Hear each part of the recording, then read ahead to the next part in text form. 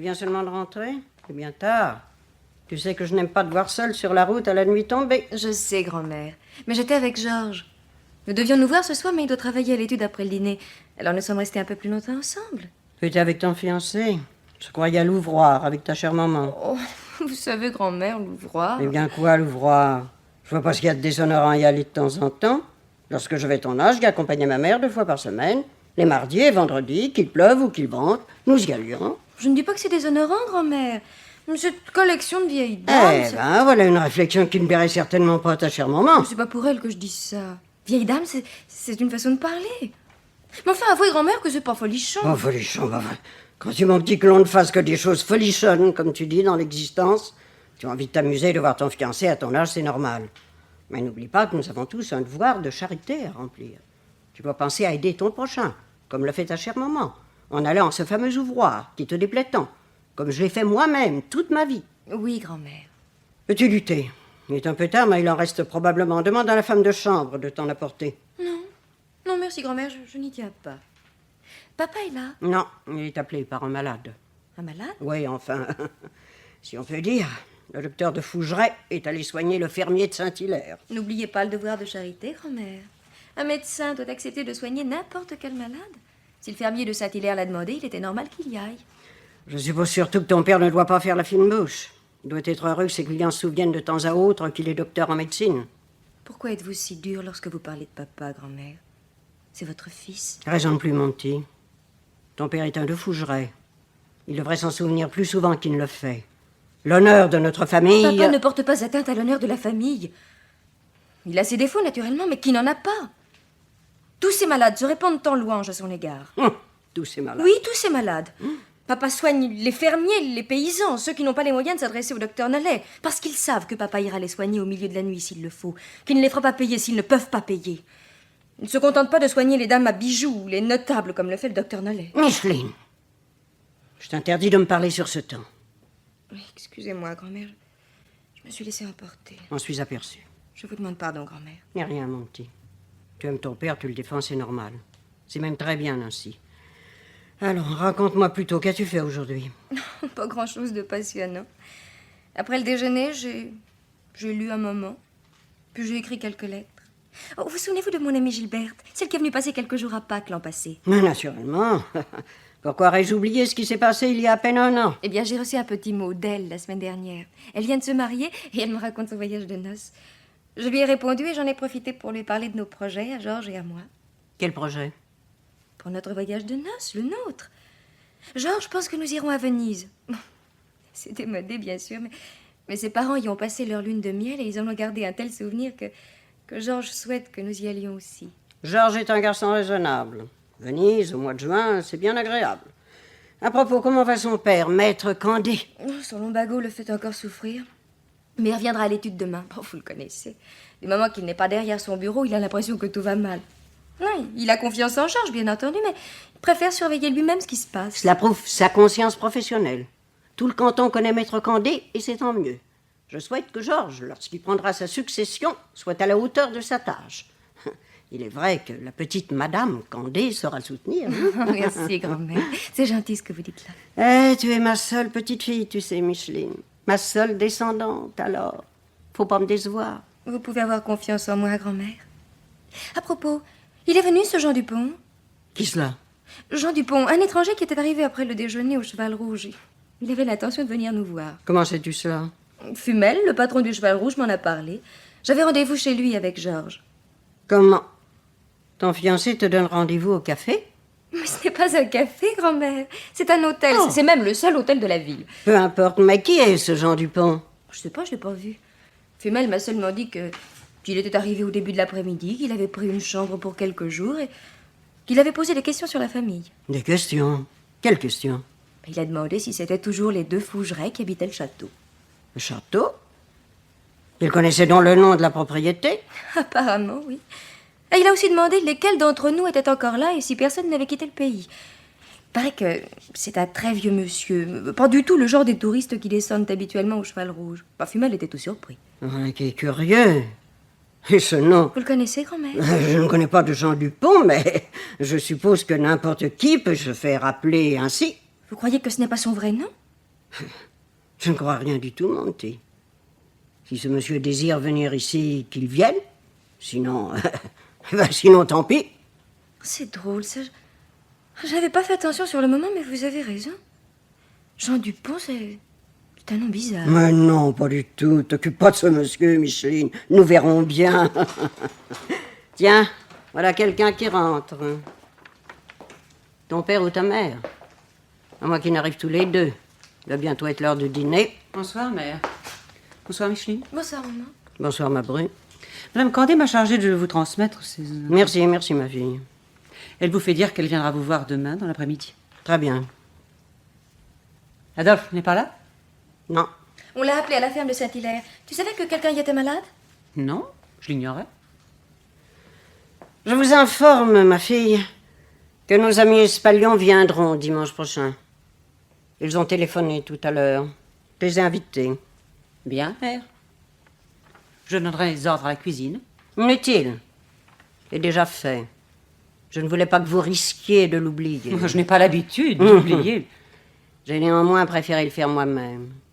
Je me souviens de la façon dont ils ont été reçus à leur dernière visite. Il y a 3 ans de cela. Peut-être. Mais ils n'ont certainement pas encore oublié ce qui s'est passé. Lorsqu'ils sont arrivés, rien n'était prêt. Naturellement, vous aviez demandé à Adolphe de s'en occuper. Si vous comptez sur votre fils pour ce genre de choses. Ou pour n'importe quoi, d'ailleurs.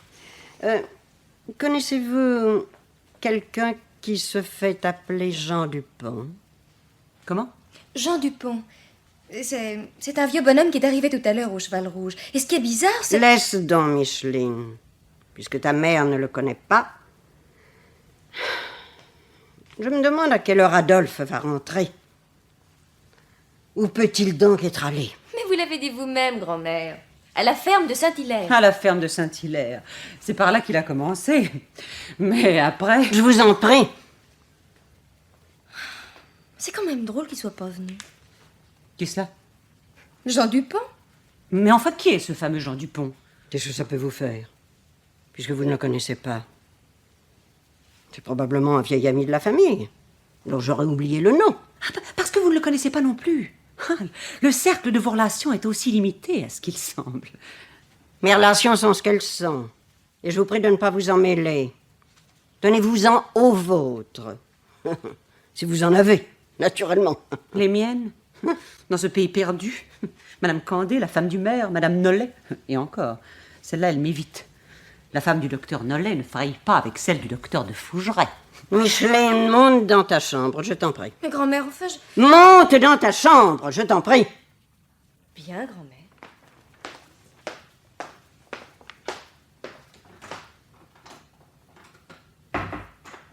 Eh bien, ma bru, je vous écoute. Mais... Ah non, non, non, je vous en prie. Je vous connais. C'est herbuté. Ces phrases que vous commencez que vous ne terminez pas. Ces mots malheureux.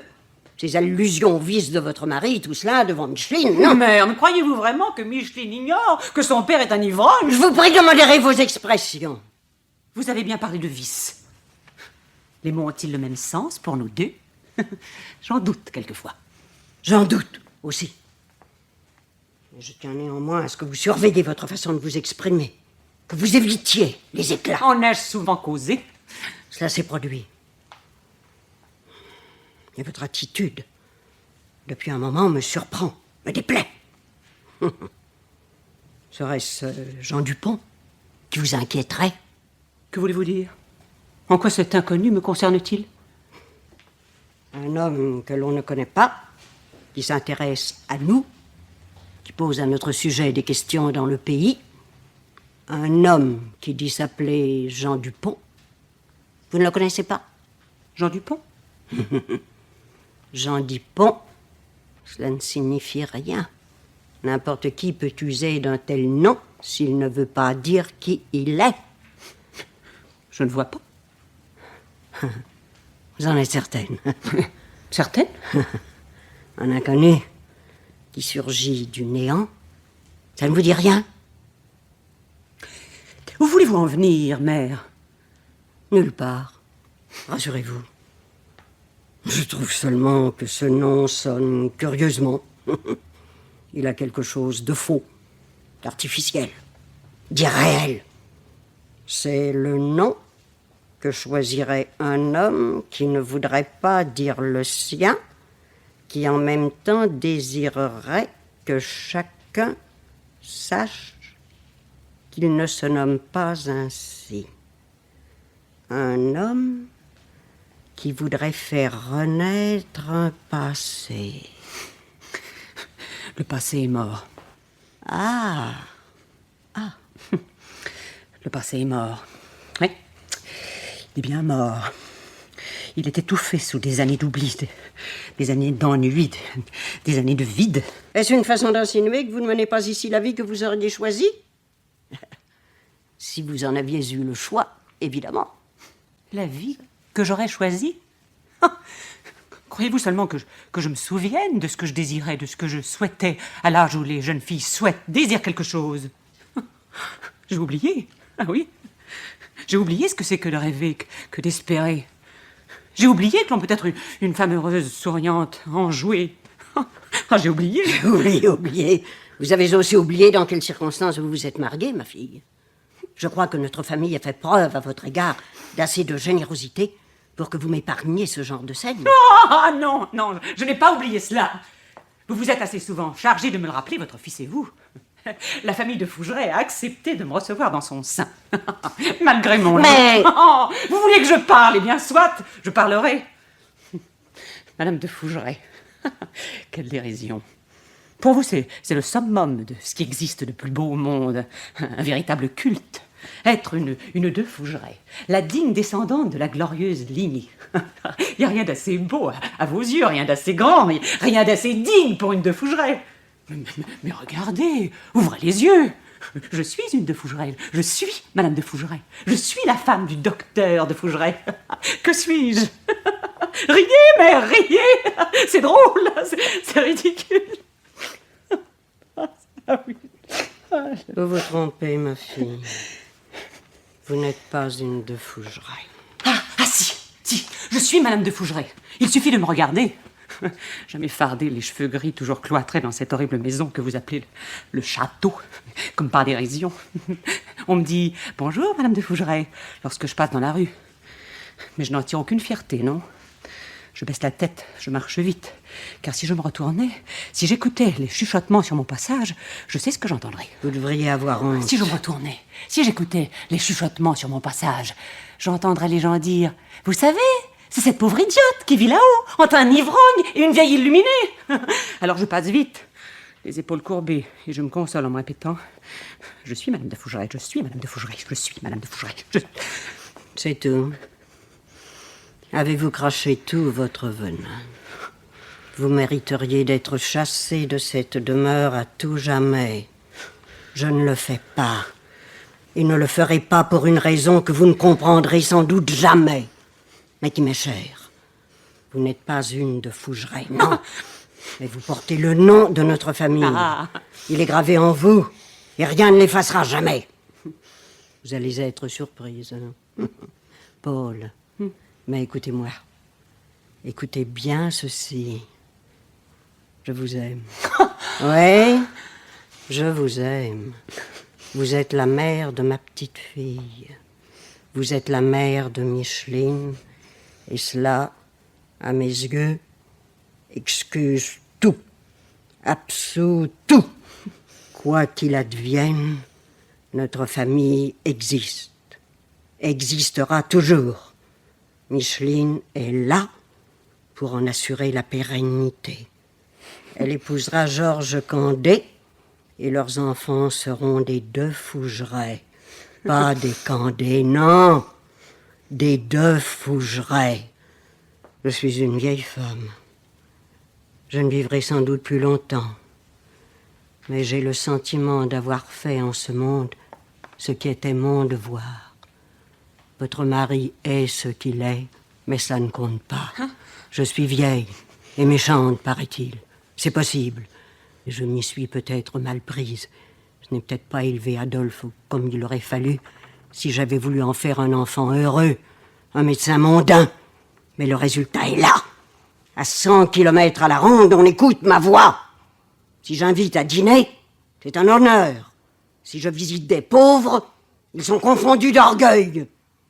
Si je m'arrête dans une auberge, en chemin, il n'est rien que l'on ne fasse pour me satisfaire. Alors, ma fille, que m'importent vos élans de révolte, vos regrets, vos apitoiements, c'est grâce à vous, par vous, que les de Fougeray survivront. Alors, je vous pardonne. Vous êtes très forte.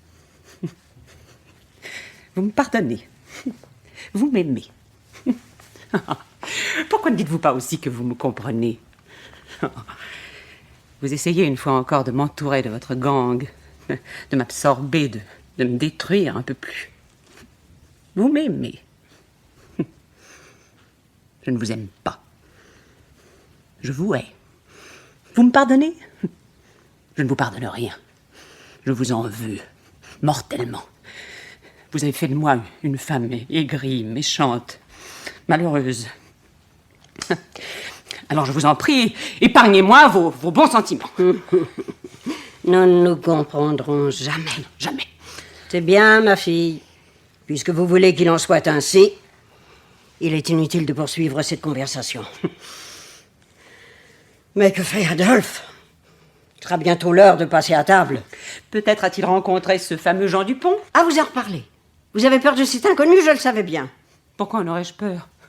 Quel mal peut-il me faire? Comment, c'est vous qui demandez cela? C'est vous qui posez cette question? Et si le passé n'était pas mort, Paul? S'il était sur le point de ressurgir au travers de ce Jean Dupont? C'est impossible. Votre méchanceté vous pousse à m'en parler, mais vous savez bien que c'est impossible. Ah? Et quand bien même cela serait, qui en souffrirait le plus? Moi ou les de Fougeray? Bonsoir. Te voilà enfin. Où étais-tu? Vous savez, maman, on m'a appelé au chevet d'un malade. À la ferme de Saint-Hilaire. Je vous l'ai dit tout à l'heure en partant d'ici. Tu es rentré directement?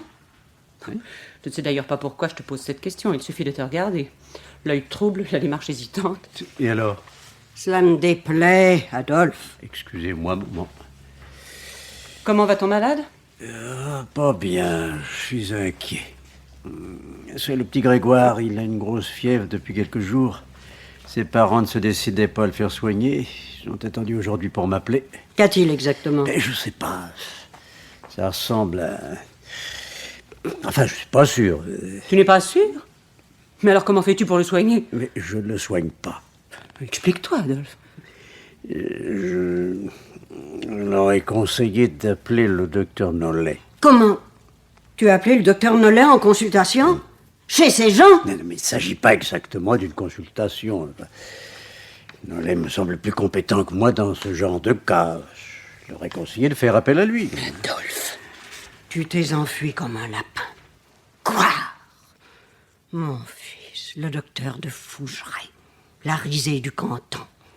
Regarde dans un miroir, mon pauvre fils. Regarde ce que tu es devenu. Un vieillard, un bon à rien. Un médecin dont la clientèle s'amenuise un peu tous les ans. Un médecin dont on hésite à accepter les soins. Et quand un paysan, un de tes vieux clients, fait appel à toi pour soigner la fièvre de son fils, que fais-tu? Tu n'oses pas prendre tes responsabilités. Ta confiance en toi est si grande que tu préfères demander à un autre médecin de soigner ton malade. Vous exagérez, maman. Je n'ai pas voulu formuler le diagnostic dans le cas du petit Grégoire, car je craignais qu'il ne s'agisse de... Arrête! Tu viens de le dire toi-même, tu craignais. Tu crains ta mère, tu crains ta femme, tu crains ta fille, tu crains tes malades. Tu dois craindre même ton Vous en ombre. prie, maman. Mais avant de quitter la ferme Saint-Hilaire, je suis bien certaine que tu t'es fait offrir la goutte. Et en rentrant, tu t'es arrêté en chemin.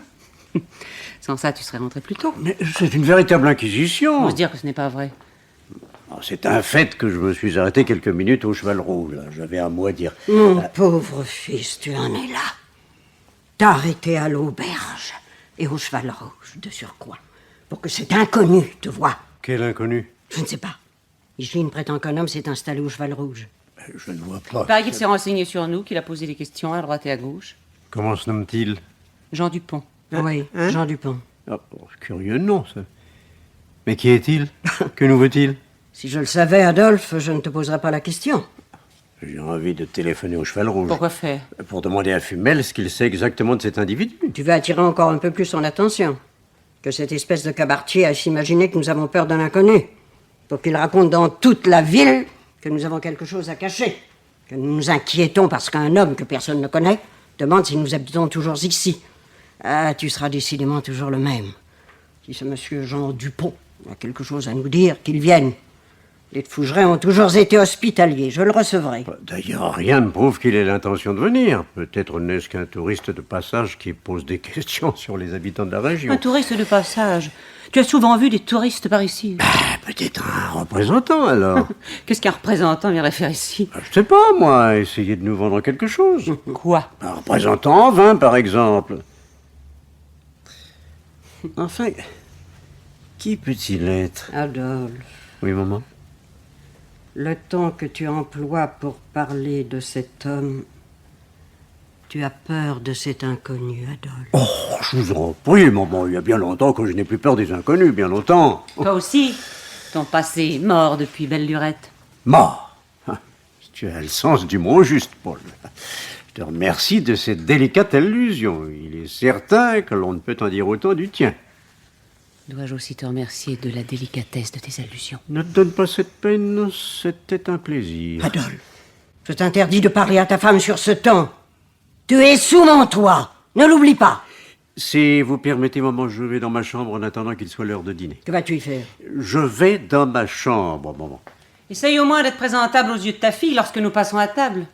Toute réflexion faite, je crois qu'il est préférable de demeurer ici dans le salon. Comme ça, le conseil des femmes de la famille sera mieux à même de surveiller mes actes. À ton aise. Alors, Paul, puisque tu étais à l'ouvroir aujourd'hui, raconte-nous donc les derniers ragots qui courent en ville. Ça meublera la conversation. Voilà qui est nouveau. En quoi les ragots t'intéressent-ils soudainement? Ah, à vrai dire, ils me passionnent médiocrement, mais je suppose que maman les entendra avec une joie friande. Moi? Que veux-tu dire? Rien de plus que ce que signifient mes mots. Maintenant que vous n'êtes plus en âge de faire votre tournée d'inspection quotidienne en ville, j'imagine que vous souffrez de cet éloignement. Nos concitoyens ne dépendent plus de vous pour vivre. Adolphe, j'exige des excuses. Pourquoi non, maman? Mais enfin, Adolphe, c'est d'inconscience. Comment oses-tu t'adresser ainsi à ta mère? Merci, ma fille. Mais je ne pense pas qu'il était nécessaire d'expliquer sa propre grossièreté à mon fils. J'attends, Adolphe. Pardonnez-moi, maman. Sans doute est-ce ce fameux Jean Dupont qui a quelque peu tendu les esprits dans la maison. Non, encore? Tu prétends toujours ne pas avoir peur de cet homme, Adolphe? Enfin, pourquoi aurais-je peur? C'est ridicule. Si monsieur Jean Dupont doit troubler la conscience de quelqu'un ici, je ne sais pas pourquoi je serais le seul en cause. L'homme qui est mon beau-père est peut-être toujours vivant. Mère, permettez-moi de me retirer. C'est moi qui ai peur. Allez, ma fille. Tu aimes faire le vide autour de toi, Adolphe. Hein? C'est amusant de voir vos craintes à tous deux. Moi qui n'ai rien à cacher. L'enquête à laquelle peut se livrer ce monsieur m'indiffère. D'ailleurs, à mon âge... À votre âge, maman? Pourtant, les personnes de votre âge sont généralement à l'affût des ragots et des racontards. Il est vrai que vous êtes au-dessus de ces basses humaines. Adolphe, je préfère te laisser seul un moment. Peut-être retrouveras-tu ton état normal et reviendras-tu à une plus juste conception du ton qu'un fils doit employer à l'égard de sa mère.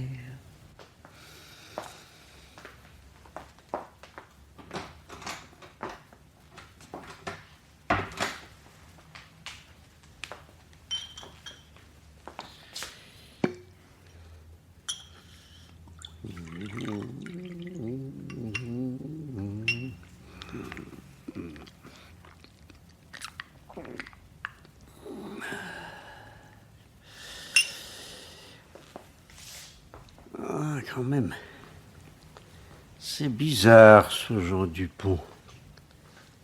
Si c'était un parent du type. Après tant d'années? Oh non. Oh, c'est pas possible. Pourtant, son père m'avait écrit tout de suite après. Et puis rien n'est venu, personne ne s'est manifesté, jamais. Alors maintenant, 30 ans plus tard. Non, j'y crois pas. Papa, tu es rentré? Ah, tu le vois? Bonsoir, ma chérie. Bonsoir, papa. Tu es seule? Oui, ta mère et ta grand-mère sont allées se préparer. Il sera bientôt l'heure de passer à table. Oui, je sais, c'est pour ça que je suis descendue. Grand-mère est de meilleure humeur? Allons, ma chérie, pas de mauvais esprit. Ta grand-mère est toujours de bonne humeur. Oh, elle l'était pas tout à l'heure, en tout cas. Elle m'a envoyé dans ma chambre pour pouvoir se disputer tranquillement avec maman. Bien. Et quel était l'objet de ces disputes, le sais-tu? Oh, ça, je sais pas exactement. J'en venais de leur parler d'un type bizarre qui était arrivé tout à l'heure au Cheval Rouge. Jean Dupont. Tu es au courant? Tu vois? Dis-moi, Micheline, tu l'as vu, cet homme? Non. Non, mais Fumel m'en a parlé. Comment est-il? Il paraît que c'est un très vieux bonhomme aux cheveux blancs. Très vieux? Mais quand tu parles très vieux, mon âge? Mais non, papa. Non. D'après ce que m'a dit Fumel, il serait plutôt de la génération de grand-mère. Ah, il pourrait être... Je sais pas, moi, le père d'un de mes amis, par exemple. Ou un oncle de ta mère. Oui, à peu près. Ouais, je vois. Veux-tu boire quelque chose avant le dîner? Non, merci, papa. Je suis contente d'être avec toi. Seuls tous les deux. C'est pas la peine de boire. Oui, tu as raison. Dis-moi, ma chérie, lorsque tu es seule avec ta mère ou ta grand-mère, vous arrive-t-il de parler de moi? Non, papa. Enfin, pas souvent. Hein? Micheline, Oui, papa. es-tu heureuse? Mais Oh, je sais, c'est une question idiote. Excuse-moi de te l'avoir posée. non, papa. Non, ce n'est pas une question idiote. Je n'ai pas répondu tout de suite parce que je réfléchissais. Ce n'est pas une question idiote, mais ce n'est pas une question facile non plus. Attends. Papa, es-tu heureux? Bravo, ma chérie, excellente réponse. Ah non, je ne ris pas, papa. Je ne cherche pas une échappatoire. Pour savoir si je suis heureuse, j'ai besoin de ton avis, de ton opinion. Ne sentons-nous pas les mêmes choses? Je suis ta fille à toi. Je suis ton père, Micheline. Mais je suis un vieux bonhomme usé, fatigué, presque à bout de souffle. Tu es une jeune fille, toi, au seuil de ta vie de femme. Tu vas bientôt te marier, nous quitter. C'est pas la même chose. Tu n'as pas de passé, la vie est devant toi. Moi, Alors je suis heureuse, n'est-ce pas? C'est bien ça que tu veux dire? je dis que tu as des raisons d'être heureuse. C'est beaucoup, crois-moi. Oui. Oui, mon vieux bonhomme de papa. Usé et fatigué. Oui, docteur. Oh, à propos, quelqu'un est malade à Saint-Hilaire? Mais tu connais le petit Grégoire? Il a une grosse fièvre avec des symptômes qui ne me plaisent pas. Je crains une méningite. Oh, c'est grave. Ah, très. Soigné à temps avec des antibiotiques, on pouvait avoir de l'espoir, mais maintenant, après plusieurs jours... De toute façon, il est difficile de se prononcer sans une analyse du liquide céphalorachidien. On devrait faire une ponction lombaire. Il faudrait transporter l'enfant à l'hôpital, mais naturellement, ses parents ne veulent pas en entendre parler. L'idée même de voir une ambulance dans la cour de la ferme les affole. Mais alors, comment veux-tu le soigner? J'ai fait venir Nollet en consultation. À nous deux, nous trouverons peut-être le moyen de le sauver, j'espère. Papa, pourquoi soignes-tu toujours les paysans, surtout les paysans? Pourquoi as-tu laissé le docteur Nollet se charger des autres, des gens de la ville? Pourquoi? Ça s'est fait tout seul, au fil des années. Le docteur Nollet, qui est un excellent médecin, préfère s'attacher à une clientèle plus élégante. Et puis les jeunes, il n'a pas de fortune. Et tu sais aussi bien que moi combien les fermiers se font tirer l'oreille pour payer ce qu'ils doivent, quand ils en ont les moyens. Mon grand frère ne peut pas se permettre de faire 30 kilomètres pour aller voir un malade qui n'a pas un sous-vaillant. C'est beau, la médecine. Quand on la comprend comme tu le fais. Allons, fillette, allons, pas d'attendrissement. Hein. Parlons d'autre chose. Tu sais, papa, nous nous sommes croisés tout à l'heure. Quand ça, je t'ai pas vu. Ah si, vers 6 heures, je sortais du Cheval Rouge. J'étais avec Georges. Toi, tu y entrais. Ça m'a beaucoup ennuyé. Oh, ne dis pas de bêtises, Micheline. Je n'y suis resté qu'un instant, il n'y avait personne. Tu n'y as pas vu Jean Dupont? Ah, ça y est. Il y avait longtemps qu'on n'avait pas parlé de celui-là. Je te demande pardon. Non, ça n'a pas d'importance. Je crois que nous sommes tous obsédés par cet individu. J'aimerais bien savoir qui il est, moi. Ah, attends, je viens d'avoir le cœur net. Donnez-moi le 2,31, s'il vous plaît. Allô? Le cheval rouge? Oui, Monsieur Fumel, je vous prie pour le docteur de Fougeray. Alors, Fumel? Oui, comment allez-vous? Bien, merci. Dites-moi, il paraît que vous avez un client... Oui, c'est ce que j'ai appris. Mais qui est cet homme, le savez-vous? Ça ne veut rien dire. N'importe qui peut se faire appeler Jean Dupont. Comment est-il? Un vieillard très voûté, qui marche péniblement en s'appuyant sur une canne? Oui? Et qu'a-t-il dit? Hein? Voulez-vous répéter, ça? Ah, c'est intéressant, c'est très intéressant. Ben non, je ne comprends pas du tout.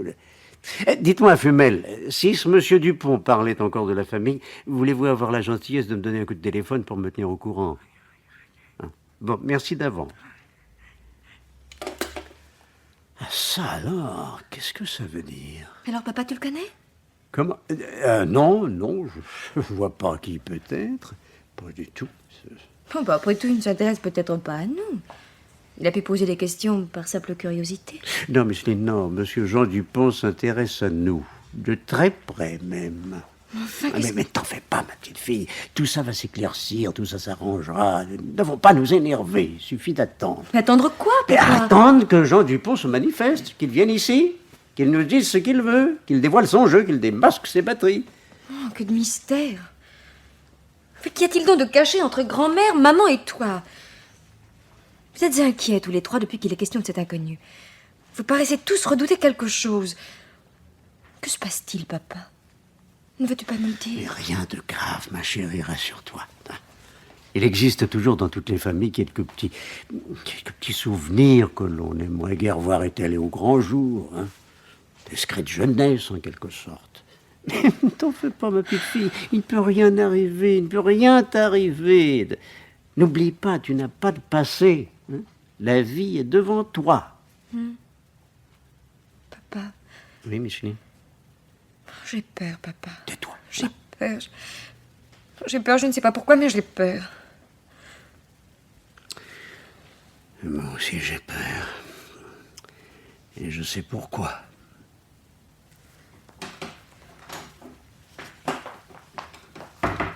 Vous êtes là tous les trois? Maman n'est pas encore les soins de grand-mère. Ah si, la voilà. Monsieur Jean-Tard?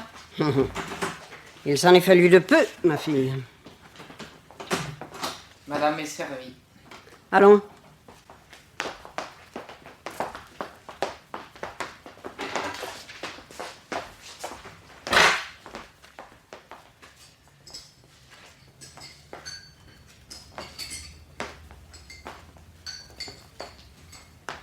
Non, merci, pas de potage pour moi.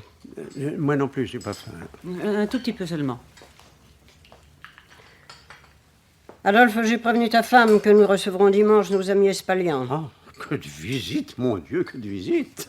Pourquoi tu attends quelqu'un? Nous attendons quelqu'un, tous les trois. Que signifie cette phrase sibylline? Elle n'a rien de sibyllin, maman. Nous attendons tous la visite prochaine, très prochaine même, de... comment s'appelle-t-il déjà? Ah oui, Jean Dupont. Oh, encore? Décidément, mon fils, c'est une obsession. Parce que vous ne pensez pas à lui, ni l'une ni l'autre. Je m'efforce de penser également à autre chose. Attention,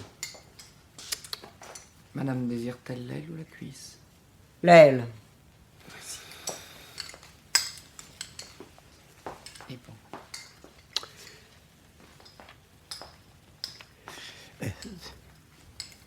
De quoi parlions-nous? Ah oui, de la visite de Jean Dupont. Adolphe! Ça suffit maintenant. D'ailleurs, rien ne prouve que cet individu ait l'intention de venir ici. Je suis au regret de te contredire, ma chère Paul, mais cet individu, comme tu dis bien légèrement sans même savoir de qui il s'agit en réalité, a précisément l'intention de venir ici. Tu parais bien sûr de ton fait. Et pour cause. J'ai téléphoné à Fumel. Je t'avais dit de n'en rien faire. J'ai téléphoné à Fumel pour lui demander des précisions sur l'homme en question. Il a affirmé son intention de venir nous voir très, très prochainement. Eh bien, nous verrons ce qu'il nous veut. Nous le verrons. Attendons. Bien, vous ne mangez pas? Je n'ai pas très faim. Tu sais que je n'ai jamais beaucoup d'appétit. Il est intéressant, ce Fumel. Il m'a raconté toutes sortes de choses. Si tu as à nous parler, Adolphe, fais-le, mais cesse ce petit jeu d'allusion et de sous-entendu. Alors, Ne vous inquiétez pas, maman. Ce ne sont que ragots et racontars. Cela ne saurait vous intéresser, n'est-ce pas? puisque ce Jean Dupont s'intéresse à nous, je ne vois pas pour quelle raison je ne m'intéresserai pas à lui. Que t'a dit encore l'aubergiste? Non. Et Monsieur Dupont est âgé. Très âgé, même. En fait, il pourrait être, je ne sais pas moi, le père de Paul, par exemple. Adolphe! Voilà. Mais je disais ça pour fixer les idées, ma chère, c'est tout. Quoi encore? Il a dit qu'il viendrait nous voir et que ce serait une surprise pour toute la famille. Une grosse surprise. Pour toute la famille? Pour toute la famille. Un homme âgé? Ce pourrait être, par exemple, le père d'un de tes anciens camarades d'internat, Adolphe. Je dis ça pour fixer les idées, mon cher. C'est tout. Paul! Adolphe! Ça suffit. D'ailleurs, nous poursuivrons cette conversation après le dîner. Micheline n'a pas besoin d'y assister. Enfin, grand-mère, je peux... Ah, encore une chose. Jean Dupont a confié à Fumel qu'il était uni à la famille de Fougeray par les liens du sang. Maman! Grand-mère. Oh, Mère. Ce n'est rien. Un faux mouvement. Je te prie de ne plus parler de cet individu, Adolphe. Quand il viendra ici, si il vient, et il sera temps de nous intéresser à lui, à ses révélations, s'il en a vraiment à faire. Grand-mère, j'aimerais au contraire que vous parliez encore de cet homme. Vous avez peur tous les trois. Vous semblez craindre je ne sais quelle réapparition. Vous parlez de révélation, grand-mère, mais vous ne voulez pas aborder le sujet devant moi. Pourquoi? Qu'y a-t-il de secret, de caché, de honteux? Je ne suis pas une enfant, j'ai le droit de savoir. Non. Vous dites- Non, Micheline. Vous dites non, grand-mère. Mais vous êtes terrorisée à l'idée de ce que cet homme pourrait raconter. Si un secret doit être révélé, un secret qui concerne la famille, si un scandale doit éclater, croyez-vous vraiment que je ne devrais pas être au courant? Pensez-vous préférable que ce soit la rumeur publique qui me fasse connaître ce que mes parents, ce que ma grand-mère n'ont pas osé m'avouer? Ne suis-je pas des vôtres? C'est Micheline. C'est pour cela que je veux t'épargner le plus longtemps possible. Tu n'es encore qu'une petite fille. Une petite fille de 22 ans, une petite fille en âge de supporter avec vous le poids de tout ce que vous supportez. Micheline. Adolphe, tais-toi. Tu n'as pas le droit de parler, toi, moins qu'un autre. Toi, un médecin qui a eu peur de soigner un malade cet après-midi. Je n'ai pas eu peur, maman. Je n'ai pas osé. C'est la même chose. Ah non, c'est très différent. Je n'ai pas osé et j'en ai eu honte. Oui, Micheline, quand je suis entré au Cheval Rouge ce soir, je t'ai vu t'en éloigner avec Georges. J'ai fait semblant de ne pas te voir car j'allais cacher ma honte. Écoute, Micheline, écoute-moi bien. Je n'ai pas osé le soigner, le petit Grégoire. Je t'ai menti tout à l'heure, ma chérie. Je n'ai pas appelé le docteur Nollet en consultation. Tais-toi, papa. Non, Micheline, il faut que tu saches. Non, papa. Je sais. J'ai compris. Je t'en supplie, tais-toi. Tu ne m'as rien appris, tu sais. Je devinais tout ça. Mais papa, Oui, mon petit. je t'aime, papa. Micheline, ma chérie. Le médecin déchu se confesse à sa fille. Quel tableau touchant, attendrissant, vraiment. Ah, tes sarcasmes indiffèrent, Paul. Mais naturellement, tu es au-dessus de cela. Tu blanchis ta conscience en avance que tout le monde sait. Mais mon pauvre ami, tu es la risée de la ville. On hésite à t'appeler, même pour un simple rhume. Je ne voudrais pas de toi pour examiner mon chien s'il était malade. Alors crois-tu sincèrement que tu nous as appris quelque chose? Mais tu as oublié un détail dans ta confession publique, docteur de Fougeray. Un petit détail, monsieur l'interne en chirurgie. Les liens du sang, a dit Jean Dupont. C'était peut-être pas celui qui coule dans mes veines, C'est peut-être celui que tu as sur les mains. Paul! Eh bien quoi, Paul? Pourquoi devrais-je toujours me taire? Votre fils m'arrache les larmes des yeux. Je suis un mauvais médecin, et je l'avoue. Comme ça, je suis pardonné. Vous devez me pardonner. Mieux, je suis un martyr. Allons, laissez-moi rire. Pourquoi es-tu devenu ce que tu es? Pourquoi es-tu tombé si bas, hein? Oseras-tu l'avouer à ta fille, monsieur le grand chirurgien Adolphe de Fougeray? Écoute bien ceci, Micheline. Le 17 février 1934, à l'hôpital de la Pitié... Adolphe! J'exige que tu te taises immédiatement. Vous préférez que Jean Dupont en parle? Vous êtes inconsciente, ma fille. Vous ne savez pas qui est Jean Dupont. Je l'ignore encore, tout comme vous, mais je sais qui il est peut-être. Ton père! Tais-toi, assassin! Ton père le forçat! Assassin, assassin, assassin! Ma bru! Vous êtes malade. Adolphe, donne-lui un calmant. Fais une piqûre à ta femme. Une piqûre, votre fils? Il se tromperait de dose. Je ne peux pas mourir. Maman, je t'en conjure, calme-toi. Me calmer, me taire, mais je ne fais que cela depuis 30 ans. Entre ces deux fous, je suis cloîtré, enfermé, séquestré. Un mari abruti par l'alcool, incapable de travailler, de vivre décemment. Une belle-mère haineuse, despotique, autocrate. Voilà tout mon univers. Non, maman, Paul n'a besoin d'aucun calmant. Elle est étonnamment maîtresse de ses nerfs en ce moment. Elle se contente de dire ce qu'elle pense, d'exhaler sa haine, sa rancœur, son mépris. J'ai raison, n'est-ce pas, Paul? Il y a des années que tu as envie de dire tout ça. Tu n'as jamais osé. Comment se fait-il que tu en trouves le courage tout d'un coup ce soir? Tu ne veux pas le dire? Je le sais pourtant. Tu as peur. Peur, moi? Tu es fou. Oui, peur. Tu crèves de fausse. Tu es terrorisé. N'oublie pas, Paul, un vieux monsieur, un très vieux monsieur qui marche difficilement, lourdement appuyé sur une canne, les traits marqués. Il viendra nous voir et ce sera une surprise, une grosse surprise pour nous tous. Les liens du sang le rattachent à nous. Les liens du sang, Paul, les liens du sang. Tu comprends ce que ça veut dire? Il y a longtemps qu'il est mort. Tu en es sûr? Il n'y a pas de preuve, évidemment, mais enfin... Mais enfin? Mais enfin, s'il n'était pas mort, nous le saurions. Oh, j'aimerais en être aussi sûr que toi. Toutes les enquêtes que j'ai faites. Allons, Paul, tu n'as pas fait d'enquête, tu le sais bien. Si, j'ai écrit. Une fois, en 1944, après la libération.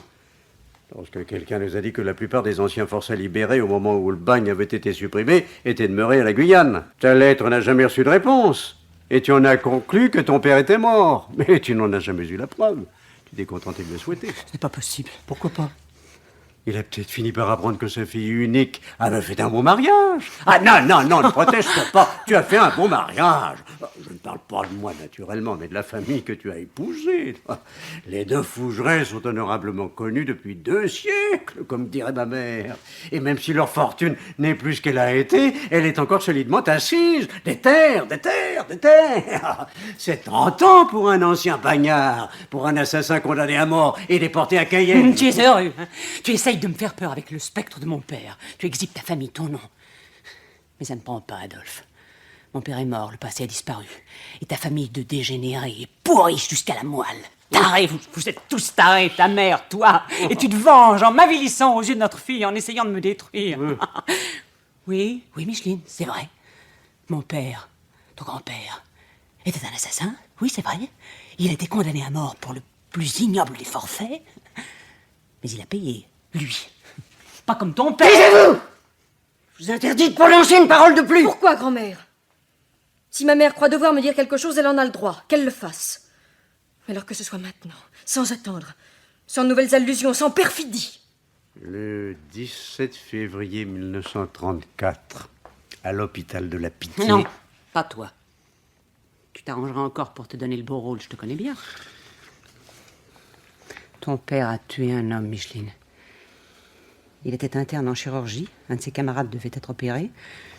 Une opération simple, sans histoire. De la routine, comme il y en a tous les jours. Nous avons décidé que l'opération aurait lieu un soir où j'étais de garde. Un de nos camarades avait apporté à boire, de l'alcool, beaucoup d'alcool. Nous avons bu. Je n'en avais pas l'habitude à cette époque. Au moment de monter en salle d'opération, celui que je devais opérer m'a regardé bien en face, dans les yeux. Il m'a dit: « Tu es ivre de Fougeray. Tu m'opères quand même ?» J'ai ri. J'ai opéré. J'ai fait une erreur. Il est mort. Parce que tu étais ivre. Parce que j'étais ivre, oui. C'est à cause de ça que tu as abandonné la chirurgie, papa? Oui. Et c'est aussi à cause de ça que je me suis mis à boire. Voilà. Maintenant, tu sais tout. Quelque temps après sa mort, le père de mon camarade m'a écrit pour me dire que ma vie durant, je paierais ce crime. Qu'il y veillerait personnellement. Je n'ai plus jamais entendu parler de lui. C'est peut-être Jean Dupont. Ai-je bien tout dit, Paul? Me suis-je donné le bon rôle? Tu essayes de te faire plaindre par notre fille, tu seras toujours égal à toi-même. Non, Paul. Tes insinuations, ta méchanceté ne te conduiront nulle part. J'ai payé. Depuis longtemps. Largement. Crois-tu? Il y a des choses qu'on ne finit jamais de payer. Il y a des choses que l'on ne finit jamais de payer. Hein. Comme c'est joliment dit. Tu lis trop, ma chère femme. De la mauvaise littérature. Mon Dieu. Toute cette boue étalée comme cela. Qui est cet homme qui nous a menés là? Qui est-il? Qui osera-t-il se montrer? Au point où nous en sommes, maman, je ne crois pas que ce soit très important de savoir si nous le verrons ou si nous ne le verrons pas. S'il vient ici ou s'il disparaît, si nous devons connaître son visage ou non. Le mal est fait. Nous avons étalé tout cela devant Micheline et j'aurais tellement voulu préserver. Pardonne-nous, Micheline. C'est affreux, tout ce que vous venez de m'apprendre. Si jamais Georges l'apprenait, Maître Candé n'accepterait plus que nous nous marions. Micheline. Mais Micheline ne compte pas. Que se passerait-il si cet homme, quel qu'il soit, parlait? S'il parlait en ville, au cheval rouge, que dirait-on des fougeresses si... Ah non, non, vous n'avez pas encore compris. Il faut encore que vous nous parliez de l'honneur de votre famille. Mais qui êtes-vous donc pour nous mépriser tous comme vous le faites? Vous avez peur. Encore peur, toujours peur. La honte, le scandale. Mais j'y pense soudain. Vous avez aussi peur que nous. Plus peut-être. Est-ce seulement pour l'honneur de la famille? Mère, qui est Jean Dupont? Je ne vous comprends pas. Oh si, regardez-vous. Vous êtes livide, vous tremblez. Nous avons tout avoué à Micheline, Adolphe et moi. Mais vous n'avez rien dit. Qui est Jean Dupont, mère? Vous êtes folle, ma Bru. Pourquoi seriez-vous la seule à ne rien avoir sur la conscience? Vous n'avez rien à vous reprocher, dites-vous? À voir? Vous, la douairière, la gardienne des traditions? Que cachez-vous derrière votre masque d'austérité? N'êtes-vous pas une femme, un être humain comme nous? Avez-vous toujours été parfaite? Paul, qu'est-ce qui te prend? Mais regarde-la, Adolphe. Regarde ta mère. Elle pâlit, elle se trouble. Elle a peur. Une peur sale, ignoble. La peur d'une femme qui ment sans arrêt. Qui ment depuis des années. Allons, mère, parlez. Qui est-il, ce Jean Dupont? Vous n'avez pas le droit. Ah, vous ne voulez pas parler? Alors c'est moi qui vais le dire à votre fils. À votre petite fille. Car j'ai compris, moi. Je l'ai deviné, votre secret. C'était autrefois, il y a bien longtemps. Quand vous étiez belle, jeune, adulée. Le vieux monsieur de Fougeray était riche, très riche, mais aussi très vieux, très laid. Jean Dupont, la voix du sang. Non. Ah, j'ai deviné, n'est-ce pas? Jean Dupont, c'est... Non, c'est pas sûr. Ah, évidemment, ce n'est pas sûr. Non. Nous ne savons pas s'il est mon père, celui de l'homme qu'Adolphe a tué, ou votre amant d'autrefois, le vrai père de votre fils. Tais-toi maintenant, Paul. C'est vrai, n'est-ce pas, maman? Cet homme est peut-être mon père, mon vrai père. Ainsi, pendant toutes ces années, ma vie, notre vie a reposé sur le mensonge. Vous m'avez obligé à venir crever d'ennui, de tristesse, dans cette ville perdue, au nom de l'honneur d'une famille à laquelle je n'appartiens pas, qui ne m'est rien.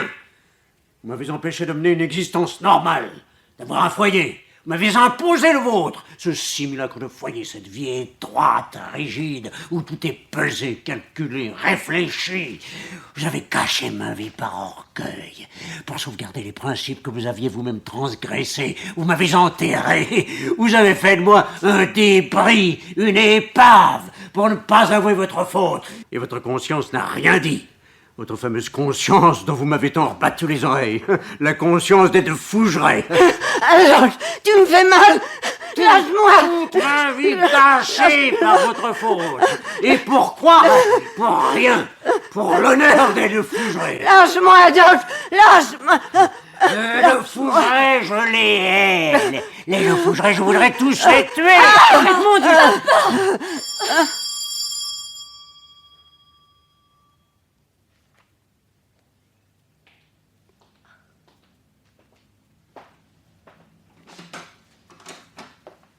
C'est monsieur Jean Dupont. À qui veut-il parler? Ah, il ne l'a pas dit.